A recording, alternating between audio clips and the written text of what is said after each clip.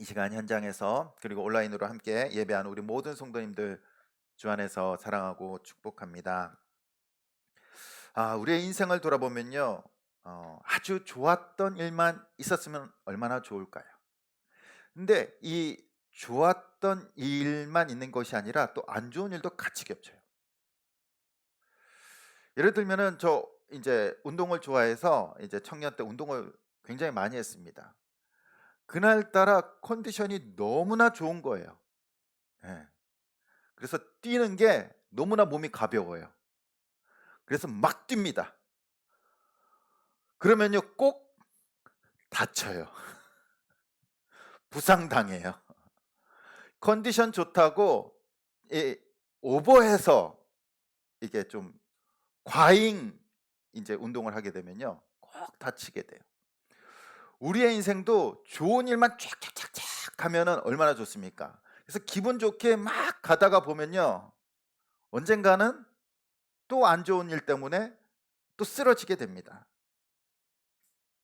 우리 교회도요 어떻습니까? 이제 한 4년 좀 넘었죠. 이곳에 온 지가 한 4년 4 개월, 3 개월 정도 됐습니다. 벌써 그렇게 됐어요. 인계동에서 정말로 열악한 환경 속에서 예배드리다가 이제 이곳에 이사 와서 얼마나 예배당도 아름답고 또 식당도 얼마나 좋습니까? 그쵸? 식사 봉사하기에도 어 뭐 모든 것이 다 갖춰져 있는 곳에서 얼마나 좋은 예배당에서 이렇게 예배를 드리게 됐습니까? 그래서 부푼 꿈을 안고 이제 우리 인계동에서 이제 성도님들이 이곳에 함께 예배드리면서 이사 왔어요. 그리고 1년 정도 좀 정리하고 1년 정도 열심히 전도하면서 기도하면서 했어요. 그리고 또 이 지역 성도님들도 함께 또 오셔 가지고 또 교회도 부흥 성장했어요. 모두가 다 '야 이대로 우리가 부흥하면은 너무 좋겠다.' 했는데 근데 코로나가 터져 버렸어요. 어 너무나 힘든 시기를 겪었습니다. 2년 동안. 그렇죠. 예배도 제대로 드리지 못하고 또 맘 편하게 신앙생활도 하지 못하고 또 전도도 제대로 하지도 못하고 또 그전에는 우리가 한 달에 한 번씩 또 지역에 나가서 봉사도 했는데 쓰레기도 줍고 주변도 청소도 했는데 그것도 못하고 좋은 일만 계속 일어났으면 좋은데 갑자기 우리만 겪은 것은 아니지만 예, 어려움을 겪게 되었습니다. 우리 교회만 어려움 겪은 것이 아닙니다. 저 아는 이제 친한 목사님은요. 개척을 했어요. 언제 개척했냐면요. 2019년 11월 달에. 2019년 11월 달에. 코로나가 언제 터졌죠? 2020년 2월 달에. 개척한 지 3개월 만에 코로나가 터져 가지고 열심히 전도하고 열심히 이 인제 목회를 해야 되는데 이 막혀 버리는 거예요. 얼마나 답답할까요? 그럼에도 불구하고 지금도 목회하고 계세요. 잘 견디고 계세요. 전국적으로 1만 교회가 문을 닫았다라는 기사도 우린 접하기도 했습니다. 근데 교회만 어려운 것이 아니었습니다. 나라가 전반적으로 어려움을 겪었습니다.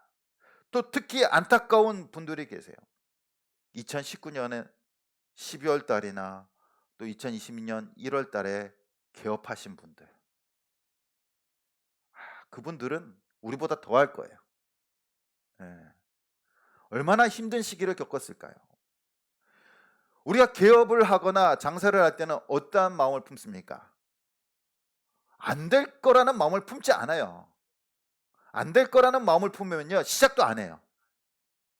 반드시 잘 될 거라는 100% 확신을 갖고 일을 시작합니다. 그래도 잘 될지 안 될지는 미지수예요. 그런데 2019년도나 2020년도 초에 개업하신 분들 우리 안에 계실지는 모르겠어요. 얼마나 힘든 시기를 겪었을까요? 그래서 많은 소상공인들이 어려움을 겪었습니다. 이제는 코로나 시대가 끝나가고 있습니다. 이제 우리는 다시 이전으로 아니 그 이전보다 더 좋게 회복되었으면 좋겠습니다. 교회가 다시 살아나고요. 우리의 가정도 다시 살아났으면 좋겠습니다. 우리의 가게도 또 이 나라 경제도 다시 살아날 수 있기를 간절히 소원합니다.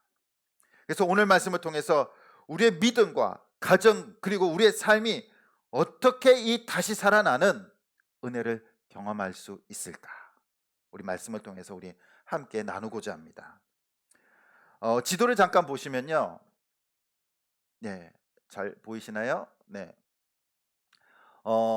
이 사도 바울의 3차 전도 여행을 갔던 곳을 기록하고 있습니다. 안디옥에 시작해서 에베소, 드로아, 빌립보, 데살로니가, 고린도, 그리고 다시 고린도에서 데살로니가, 빌립보, 드로아에서 이제 예루살렘으로 들어가게 됩니다.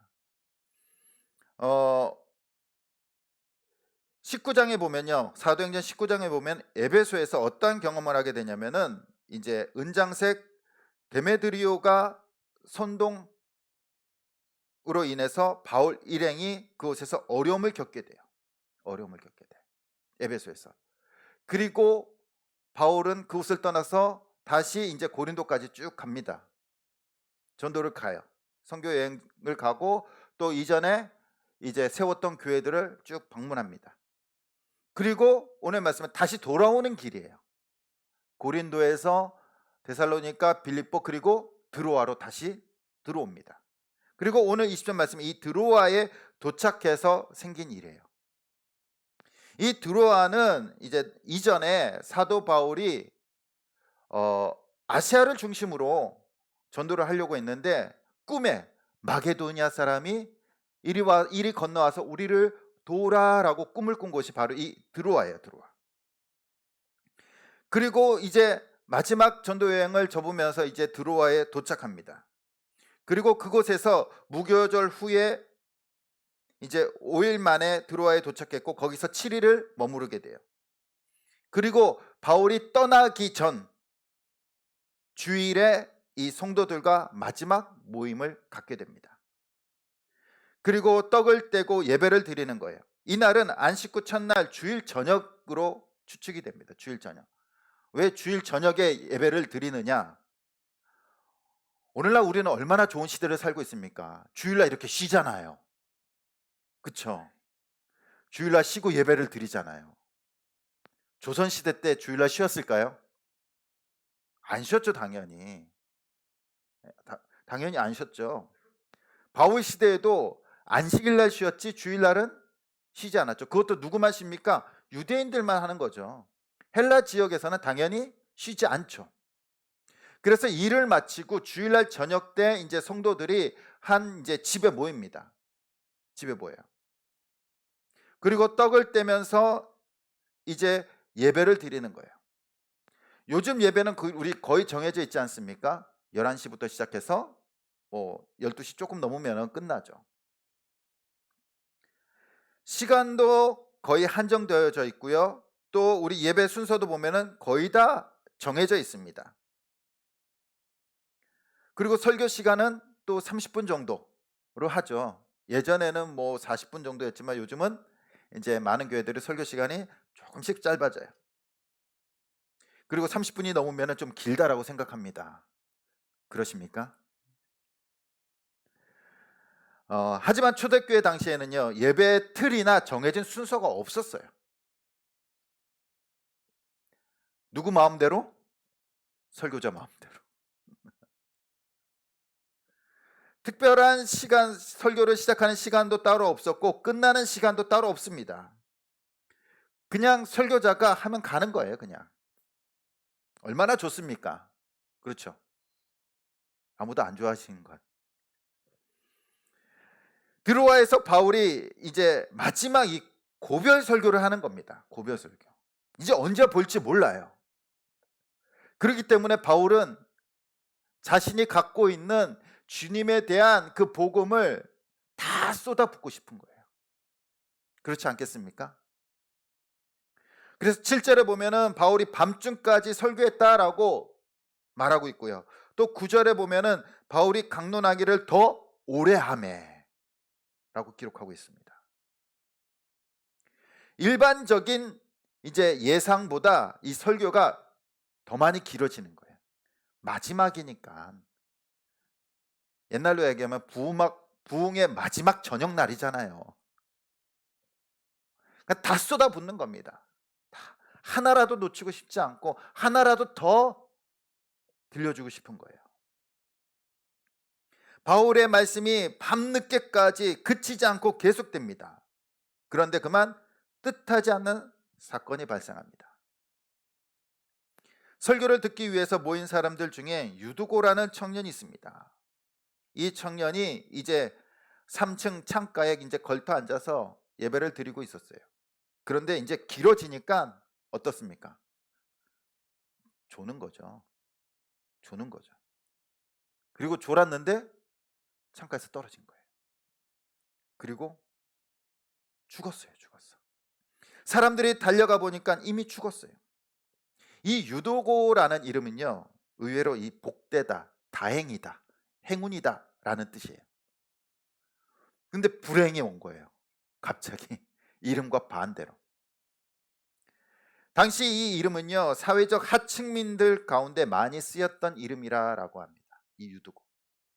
그러면은 이 유두고라는 청년, 당시 한 20대 정도, 30대 초반 정도 되는 이 청년이 낮에 뭐 했을까요? 일을 했겠죠. 일을 하고 이제 저녁 때 마지막 바울의 이 설교를 듣기 위해서 온 거예요. 그러니까 얼마나 힘들겠어요. 근데 바울은 계속해서 그냥 설교를 하는 겁니다. 몇 시간 했는지 모르겠어요. 그런데 그만 졸고 떨어져 죽게 됩니다. 이 교회 개인적으로도 유두고에는 불행이 온 거고요. 그의 가족에게도 엄청난 불행이 온 거죠. 교회도 마찬가지입니다. 유두고가 죽었다라는 것은 교회의 어떤 의미일까요? 당시 초대교회가 막 부흥하고 있는데 교회 안에서 사고로 사람이 죽었어요. 교회 안에서. 그러면은 세상 사람들이 볼 때는 그 교회는 어떤 교회입니까? 야, 저기 가면 사람 죽어. 안 좋은 소문이 나서 교회도 큰 타격을 입을 수 있는 일입니다. 야, 예수 믿으니까 죽어. 점점 이제 소문이 커지는 거 아니에요. 야, 바울 따라서 설교 듣다가 죽었대. 저기 가면 안 돼. 부흥하고 있는 교회에도 큰 위기가 온 거예요. 사람들은 웅성웅성거리고 갑자기 분위기가 싸해집니다. 유두고의 죽음에 대한 슬픔과 동시에 교회 공동체에 위기가 온 거예요. 그러나 바울은요, 요동하지 않고 이 떨어진 청년 유두고에게로 갑니다. 그리고 그 위에 엎드려서 앉고 그리고 기도해요. 죽은 유두고의 몸 위에 자기의 몸을 엎드리고 앉습니다.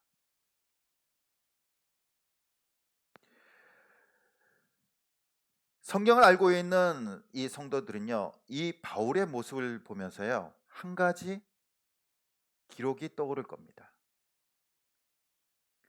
이 구약에 보면은 이와 유사한 일이 있어요. 유사한 일이. 어떠한 일이 있냐면요, 엘리야 때 일이에요. 엘리야 때 사르밧 과부의 아들이 죽습니다. 아들이 죽어요. 과부의 아들이 죽어요. 그런데 엘리야가 그를 살려요.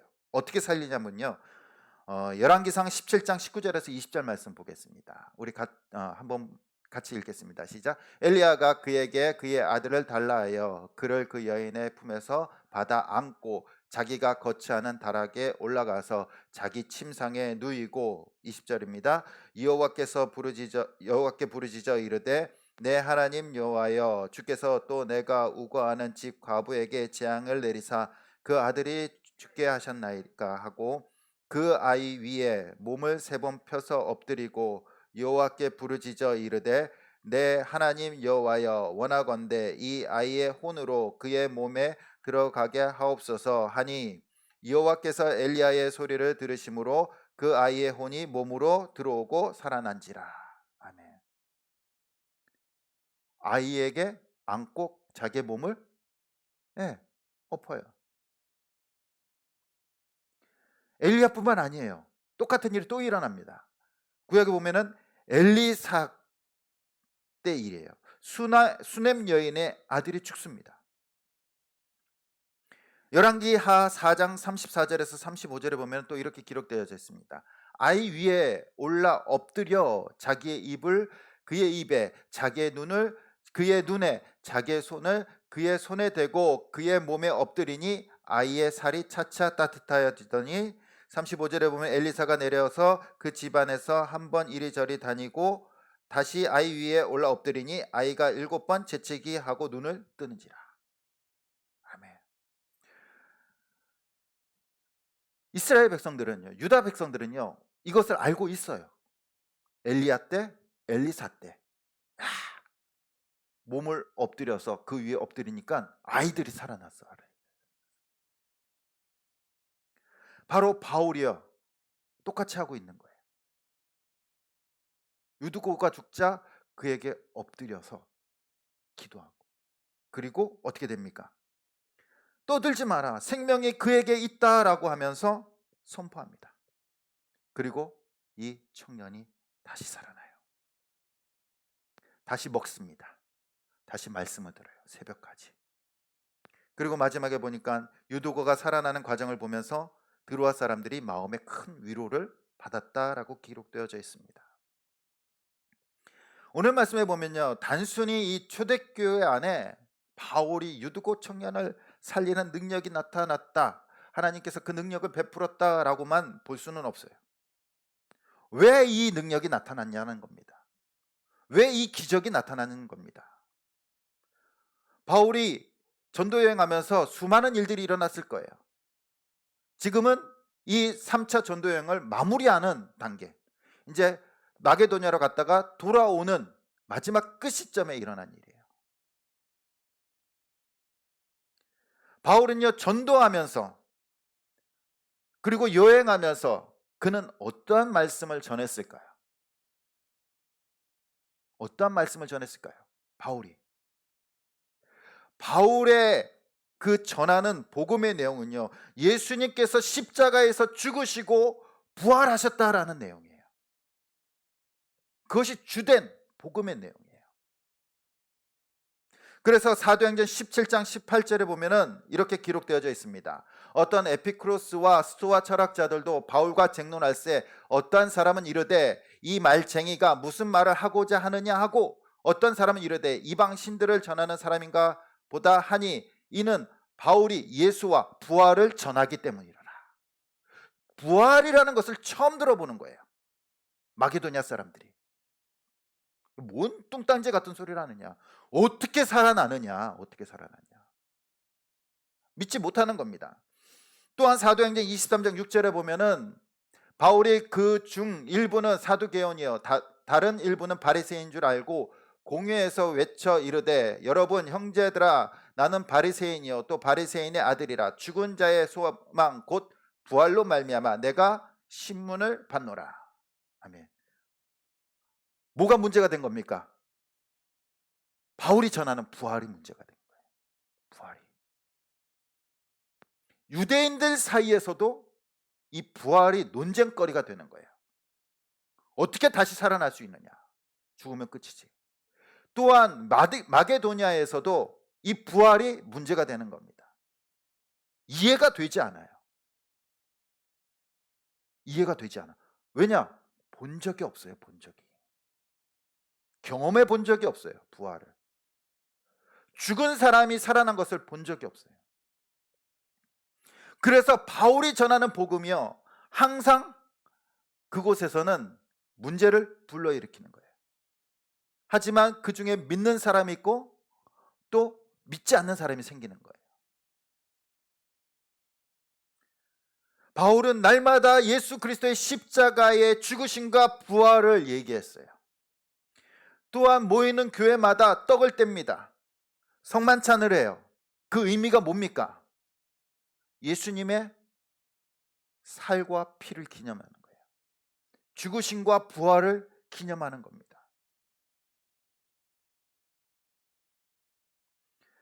드로아 사람들뿐만 아니라 바울이 선교하는 지역의 헬라 사람들에게는요, 이 부활은 경험하지 못한 겁니다. 하지만 오늘 말씀에 보면은 유두고가 죽었다가 살아나는 것을 목격하면서 그들은 뭘 본 겁니까? 아, 부활이 이런 거구나. 정말로 다시 살아날 수 있구나. 라는 것을 깨닫게 되는 거예요. 단순히 바울의 능력을 보여준 것이 아니에요. 그들에게 부활이란 어떠한 것인지를, 그리고 바울이 그동안 수많은 전도 여행하면서 그가 외쳤던 예수 그리스도의 십자가의 죽으심과 부활이 어떠한 것인지를 이 유두고 사건을 통해서 보여주고 있다라는 겁니다. 바울이 말하는 것이 거짓이 아니다, 진실이다라는 거예요. 이것이 유대인들이 과거 엘리야나 엘리사 때 일만 일어난 것이 아니라 지금 그 동일한 하나님께서 헬라 지역에, 이방 지역에 똑같이 행하시고 계시다는 거예요. 또한 더불어서 예수 그리스도의 그 십자가에서 죽으심과 부활하심이 유다인들뿐만 아니라 누구에게 일어나고 있다라는 겁니까?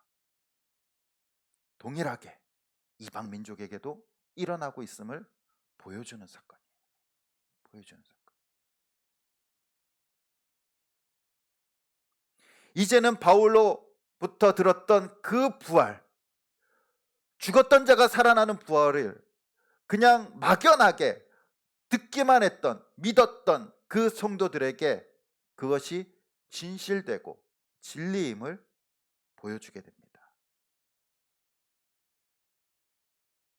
그러므로 예수님께서 죽음을 깨뜨리고 부활하신 사건이 참된 사건이었고 진실이었음을 알려주고 있어요. 바울은 그 자신이 부활을 말할 뿐만 아니라 또한 하나님께서 그를 통하여 부활이 무엇인지 유두고를 통해서 보여주십니다. 우리들도 세상을 향해서 예수 그리스도의 복음을 전해야 됩니다. 말해야 돼요. 부활을 말할 뿐만 아니라 보여줘야 됩니다. 보여줘야 돼요. 우리가 어떻게 보여줄 수 있습니까? 우리는 부활을 살아가고 있는 사람들이고 부활을 보여주는 사람들이어야 돼요.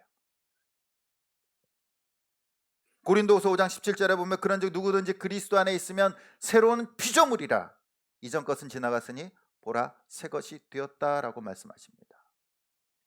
우리가 예수 그리스도를 믿음으로 새로운 피조물이 된 거예요. 뭡니까? 죽었던 것이 다시 살아나게 되었다라고 말씀하고 있습니다. 바로 우리가 예수 그리스도를 믿는다는 것은요, 우리 육체는 변화된 것 같지 않지만 우리의 영이 되살아난 줄 믿습니다. 그리고 우리는 그 예수 그리스도를 만나 새로운 인생을 살아가고 있잖아요. 새로운 인생을. 우리 성도님들이 예수님을 믿지 않았다면 어떠한 인생을 살고 계실까요? 아마 많은 남자분들은 어저께까지 막 새벽 2시까지 3시까지 막 술 먹고 지금 자고 있을 수도 있어요. 그렇지 않을까요? 벌써 이제 가셨을 분들도 계세요. 몸이 안 좋아서. 그러나 우리는 지금 주님 때문에 살아있고요, 주님 때문에 새로운 인생을 살아가고 있잖아요. 이것이 부활을 살아가고 있는 우리의 모습이라는 겁니다. 우리는 날마다 이 부활을 살아가고 있고 이 부활의 능력을 보여줘야 됩니다. 그리고 부활을 경험하면서 살아가야 돼요. 근데 이 부활을 경험하기 위해서는요, 한 가지 조건이 있습니다. 뭘까요? 부활을 경험하기 위해서는, 부활의 은혜를 누리기 위해서는 정말로 중요한 한 가지 조건이 있어요. 뭐냐면요, 죽어야 돼요. 부활은 누구에게 일어납니까? 죽은 자에게만 일어나요. 죽은 자에게만. 살아있는 자에게는요, 부활이 일어나지 않습니다. 살아있는 사람은요, 그 부활의 능력을 체험할 수 없고요, 부활을 경험할 수가 없어요. 부활은 죽은 자만 경험하는 겁니다. 죽은 자. 만약 우리가 예수 그리스도의 그 부활의 은혜와 능력을 경험하지 못하고 있다면 우리는 아직 죽지 않은 거예요. 우리의 삶 가운데 그 부활의 능력이 없다면 우리는 죽지 않고 살아있는 거예요.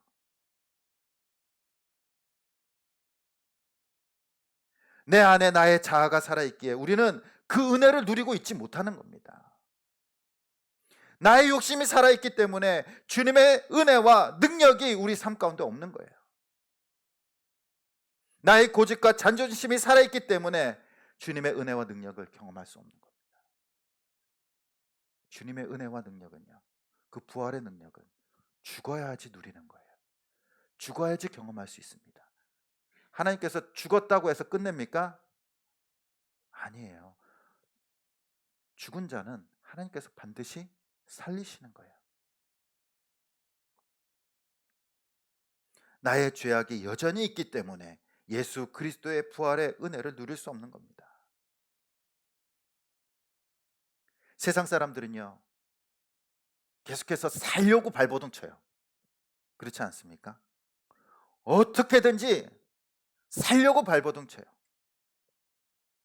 그리고 내 자신을 자꾸 드러내는 겁니다. 죽이지 않아요. 어떻게든지 포장해서 아름답게 꾸며 봅니다. 그런데 내가 살려고 발버둥 칠수록 정말로 잘 살게 되고 편안해집니까? 아니에요. 오히려 문제만 발생하는 거예요.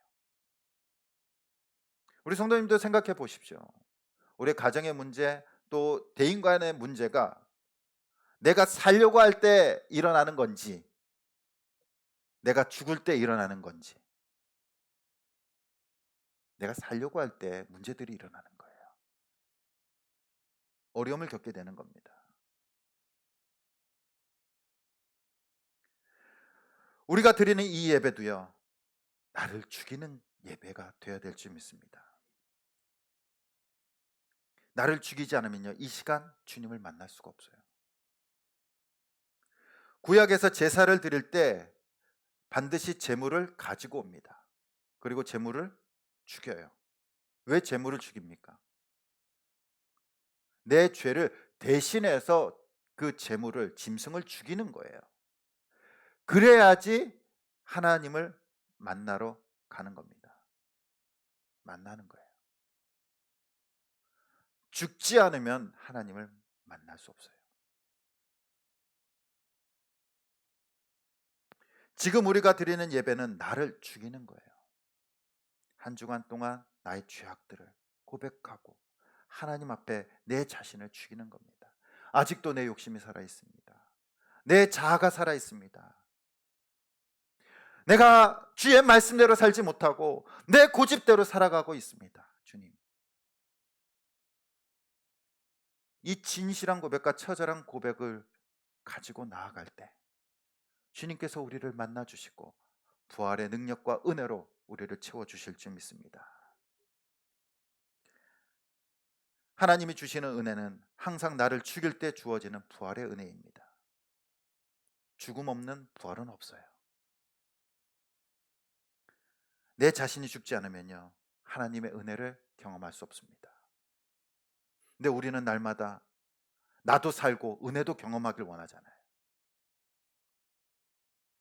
내가 좀 더 잘 되고, 내가 좀 더 폼나고 빛이 나고 하나님의 은혜도 받았으면 좋겠잖아요.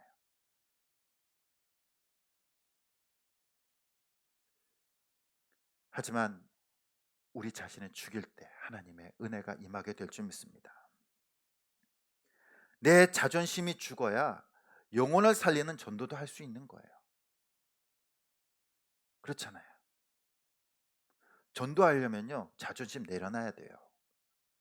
어떤 소리 들을지도 모르고 그냥 얼굴 탁 내려놓고, 얼굴을 내려놓고 가야 돼요. 또한 시간을 죽여야지 예배를 드릴 수 있는 거예요. 봉사도 마찬가지입니다. 내 삶을 죽여야지 봉사할 수 있는 거예요. 섬길 수 있는 겁니다. 내 자신이 죽어야 우리 가정이 하나님의 은혜로 채워질 줄 믿습니다. 교회 안에도 내 자신이 죽어야 이 공동체가 은혜로워질 줄 믿습니다. 날마다 우리 자신을 죽여 부활의 능력을, 은혜를 체험할 수 있기를 간절히 소원합니다. 오늘 말씀에 보면요, 드로아에서 예배 드릴 때 유두고가 죽습니다. 개인적으로나 또 교회 공동체적으로나 어려움을 겪게 돼요. 그러나 바울은 그를 안고 기도하면서 성도들에게 하나님의 부활의 능력을 경험하도록 합니다. 오늘날 우리에게 이 부활의 능력이 있으면 얼마나 좋을까요? 나도 살고, 가정도 살고, 직장도 살고, 나라도 살고, 사업장도 살고, 부활의 능력으로 다 살아나면 얼마나 좋습니까? 그러나 그 부활의 능력을 경험하려면 죽어야 되는 줄 믿습니다. 죽지 않고는 은혜가 없어요. 죽지 않고는 능력을 경험할 수 없습니다. 하나님의 부활의 능력을 경험하기 위해서는 우리가 죄에 대해서 죽어야 되고요, 우리의 자존심을 죽여야 되고요, 우리의 생각을 죽여서 하나님의 말씀에 순종해야 될 줄 믿습니다. 그럴 때, 우리 자신을 죽일 때, 하나님 앞에 우리 자신을 죽여서 드릴 때 하나님의 놀라운 은혜가 임하게 될 줄 믿습니다. 우리 모든 성도님들이 우리의 인생을 통하여 내 자신을 죽이고 예수 그리스도가 내 안에 살아나도록, 부활하도록 살아감으로써 우리의 가정과 직장과 일터에 하나님의 놀라운 부활의 은혜와 능력을 경험하는 삶이 되시길 간절히 주님의 이름으로 축원드립니다. 우리 함께 찬양 드리시면서 기도하시겠습니다.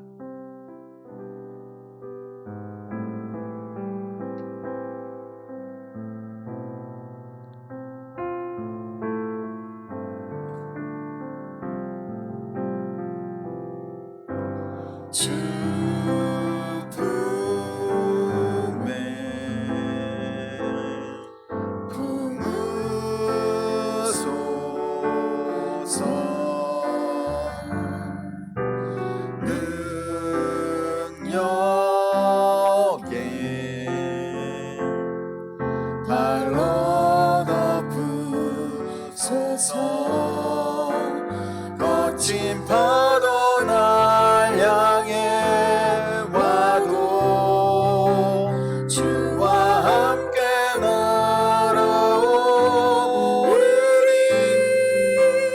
폭풍 가운데 나의 영혼 잠잠하게 주를 보리라. 주님 안에 나 거하리, 주님 안에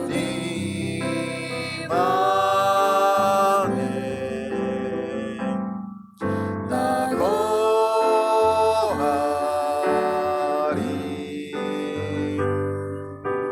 주 능력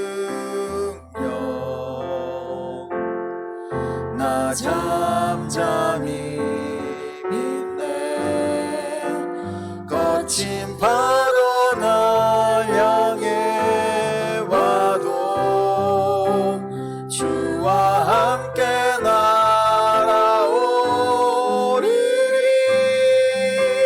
폭풍 가운데 나의 영혼 잠잠하게 주를 보리라. 아멘. 우리 말씀을 생각하시면서 우리 함께 기도하시겠습니다. 오늘도 날마다 주님 앞에서 내